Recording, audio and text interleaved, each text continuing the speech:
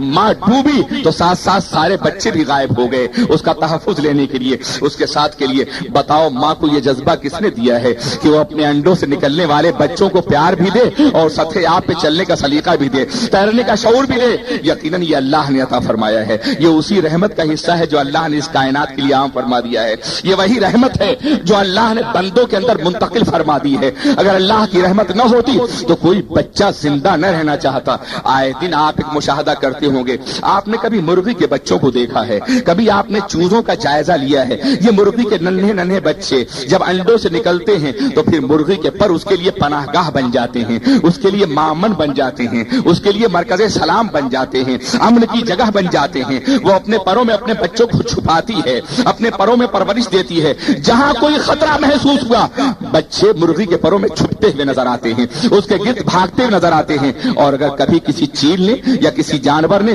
مرغی کسی بچے کو اٹھا لیا تو اگرچہ وہ قوت پرواز نہیں رکھتی مگر بہت دور تک چیختی ہوئی اڑتی چلی جاتی ہے تاکہ اپنے بچے کو بچا سکے، حوادث سے بچا سکے۔ بتاؤ ماں کے اندر یہ ممتا کا جذبہ کہاں سے پیدا ہوا ہے؟ یہ رب العالمین کی رحمت ہے، یہ اس کا کرم ہے، یہ اس کی رحمانیت ہے کہ جس کی بنیاد پہ ایک مرغی اپنے بچے کو تحفظ دیتی ہے، ایک جانور بھی اپنے بچے کو پالتا ہے، ایک انسان بھی اپنے بچے کو پالتا ہے۔ عزیزان ملت اسلامیہ، اگر یہ بات آپ کی سمجھ میں آ گئی ہے تو اب مجھے بتائیے اور جواب دیجئے کہ جب اللہ کی رحمت کائنات کے ذرے ذرے کو تحفظ دے رہی ہے تو وہ جو اشرف المخلوقات ہے کیا اسے تحفظ نہ ملے گا؟ وہ جو کائنات کی بہترین تخلیق ہے کیا اسے تحفظ نہ ملے گا؟ وہ جو انسان ہے کیا اسے تحفظ نہ ملے گا؟ وہ جو اللہ کا سب سے منتخب بندہ ہے کیا اسے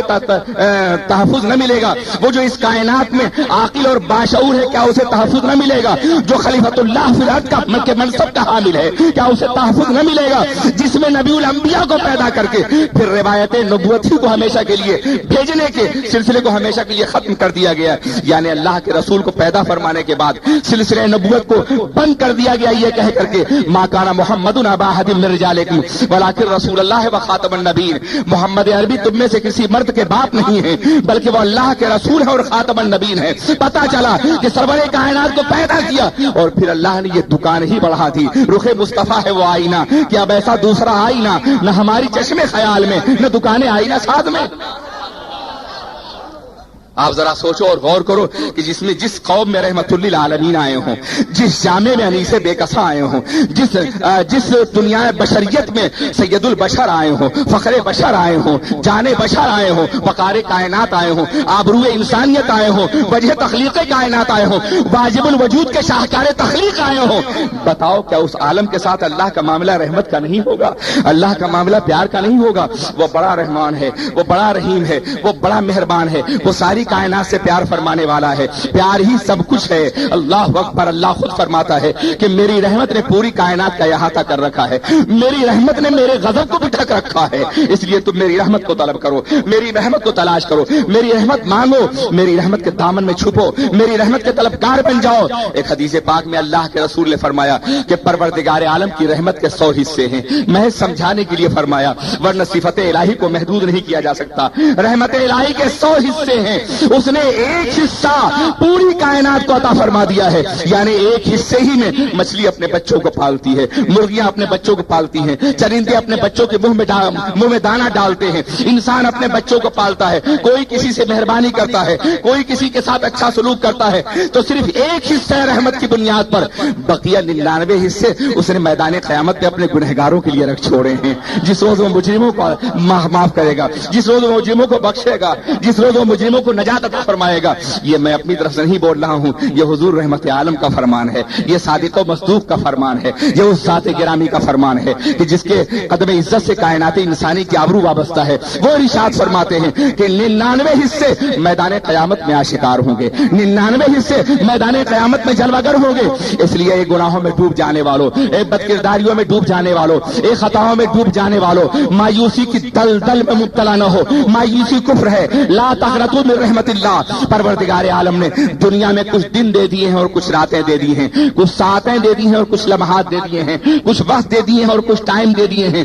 جہاں اس کی بارگاہ میں حاضر ہو کر کے اس کا رحم طلب کرو۔ عصر گزر رہا ہے، زمانہ گزر رہا ہے، مگر ہر گزرتے ہوئے زمانے میں کچھ ساعتیں عطا فرما دی گئی ہیں، کچھ دن عطا فرما دیے گئے ہیں۔ اگر عام دنوں میں مغفرت طلب نہ کر سکو تو شب برات کی مقدس رات میں آ جاؤ، اس رات میں اپنے اللہ سے مغفرت طلب کرو۔ پروردگار عالم نے اس رات میں تمہیں خود بلایا ہے۔ حدیث پاک میں آتا ہے کہ اور راتوں میں بندہ خود جاتا ہے، مگر شب برات اور لیلۃ القدر کی راتوں میں مشیت آواز دے رہی ہوتی ہے، رب عزت پکار رہا ہوتا ہے، خدا قدیر و جبار بلا رہا ہوتا ہے۔ کوئی سخی اگر دینے والا ہے تم جاؤ تو ممکن ہے انکار کر دے، لیکن دینے کے لیے بلائے گا تو کبھی انکار نہیں کرے گا۔ اور دنوں میں مغفرت طلب کرو گے تو ممکن ہے معاف نہ کیے جاؤ، مگر اس رات میں مغفرت طلب کرو گے تو اس نے تو خود ہی بلایا ہے معاف کرنے کے لیے، اس نے تو خود ہی کرم فرمایا ہے، اس کی رحمت نے تو خود ہی آواز دی ہے۔ اسی طرح سے شب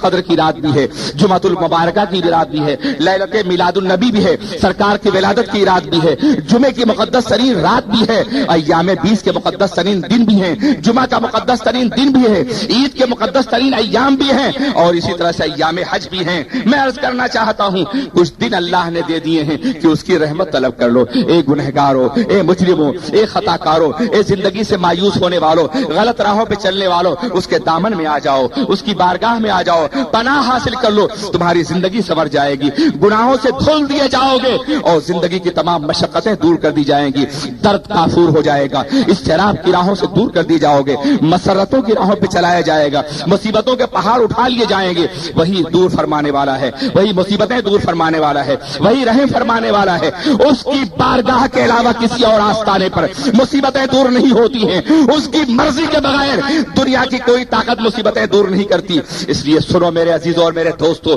خبردار کسی غیر کے آستانے پہ نہ جانا، جس کا تعلق اللہ سے نہ ہو، جس کا تعلق محمد الرسول اللہ سے نہ ہو، وہاں زندگی کی بھیک مانگنے کے لیے نہ جانا، جس کا تعلق اسلام سے ہو وہاں نہ جانا۔ میں نے سنا ہے کہ یہاں کچھ چرچ ہے جہاں دعا کرانے کے لیے برقع پوش مسلم عورتیں جا رہی ہیں، یہ بہت بڑا المیہ ہے، یہ بڑی دردناک صورتحال ہے، یہ بڑی کربناک کیفیت ہے۔ تم اپنی ان بہنوں کو دیکھو، سمجھا سکو تو سمجھاؤ، یہ ڈیموکریسی کا ملک ہے، ممکن ہے یہاں تم سختی نہ کر سکو مگر سمجھا تو سکتے ہو۔ میری بہن تم اللہ کی ماننے والی ہو، ان تین خداؤں کے ماننے والوں کے پاس تم کیوں جا رہی ہو؟ میری بہن تم خدا کی بارگاہ میں سجدہ کرنے والی ہو، خدا ہر جگہ ہے، ہر مقام پر ہے۔ انی قریب اجیب دعوت الداعی اذا دعانی، میں اپنے بندے سے قریب ہوں، جب بھی مجھے بلاتا ہے تو میں سنتا ہوں۔ پھر تمہیں غیر کے دروازے پہ جانے کی کیا ضرورت ہے؟ تجلیس کے آستانے پہ جانے کی کیا ضرورت ہے؟ یہ پتھر تمہیں کیا دے سکیں گے؟ یہ مسیح کی تصویر تمہیں کیا دے سکے گی؟ وہ مسیح ناصری جو خود تاریخ مسیحیت کی بنیاد پر اپنے وجود کو کرسچیان، اپنے وجود کو بھی بچا بقول ان کے ہمارا مسیح تو آج بھی زندہ ہے، ہمارا مسیح تو آج بھی جنت کی نعمتوں میں ہے، ہمارا مسیح تو آج بھی حیات کی عظمتوں سے مالا مال ہے، مگر ان کا مسیح تو پھانسی پہ چڑھا دیا گیا ہے، جو خود پھانسی سے نہ بچا سکا وہ تم کو کیا بچا سکے گا؟ خبردار کسی غیر کے آستانے پہ نہ جاؤ، یہ غیرت توحید کا معاملہ ہے، یہ غیرت خداوندی کا معاملہ ہے، یہ غیرت بندگی کا معاملہ ہے۔ اگر تمہارا کوئی غلام جسے تم بہترین کھانا بھی دیتے ہو، بہترین کپڑا بھی دیتے ہو، بہترین لباس بھی دیتے ہو، اور تم نے یہ کہہ بھی رکھا ہو کہ جب بھی مانگو گے دیا جائے گا، جب بھی ضرورت ہوگی دیا جائے گا، بل مانگے بھی میں تمہیں دوں گا، اس کے باوجود وہ کسی غیر کے دروازے پہ ہاتھ پھیلانے جائے تو تمہیں اسے غلامی سے نکال دو گے، تم اسی کے حوالے کر دو گے۔ عزیزان ملت اسلامیہ، اللہ جس نے تمہیں دیا بھی ہے اور دینے کا وعدہ بھی کیا ہے، جو بغیر مانگے ہوئے بھی تمہیں دے رہا ہے، اس کے آستانے سے ہٹ کے غیروں کے آستانے پہ جا رہے ہو، خبردار یہ انداز بدل دو، واللہ یہ جھوٹ ہے، یہ مکر ہے اور یہ فریب ہے کہ کوئی اور شفا دے سکتا ہے۔ اللہ کی بارگاہ اور اللہ کے دامنے، اللہ کی رحمت سے وابستہ افراد کے علاوہ کوئی غیر مسلم یا اسلام کے دائرے سے جو باہر ہے وہاں شفا مل سکتی ہے، ایسا کبھی نہیں ہوگا۔ یہ فریب محض ہے، یہ دھوکہ ہے، روکو اس شرک کے ذریعے سے، یہ شرک جلی ہے۔ تم شرک کی روزانہ باتیں کرتے ہو، ان کو بھی مشرک بنا رہے ہو جو بیچارے موحد ہیں، ان کو بھی مشرک بنا رہے ہو دامن توحید سے وابستہ ہیں، ان کو بھی مشرک بنا رہے ہو